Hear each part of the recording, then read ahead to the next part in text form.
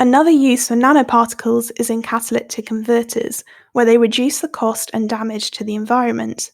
Suggest and explain why using your knowledge of the properties of nanoparticles for 3 marks. So you can have any 3 of the following, and the way I would approach this question is to think through bullet points, what are the properties of nanoparticles, and then try and apply it to the question.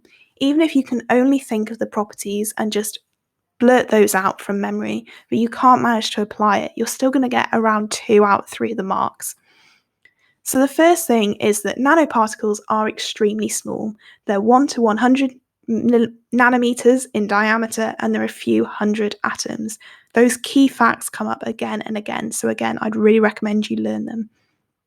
If they're very small, that's going to give them a huge surface area. They'll have a huge surface area to volume ratio, a very large surface area compared to a very small volume. So they'll have a huge amount of area which is in contact with the environment and able to react. This means that less catalyst is needed. So less catalyst is needed in the converter. So this is brilliant because it makes it far cheaper for the company. They need to buy far less because they need less, and less is needed to be extracted from the environment. Typically, it comes from a metal that needs to be extracted from the rocks and from the natural environment.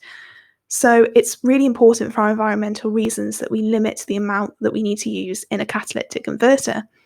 This also will mean that there's a lot less waste at the end. When catalytic converters reach the end of their lives, they have to be just thrown away. So if we're using less in the first place, that's less to be thrown away at the end.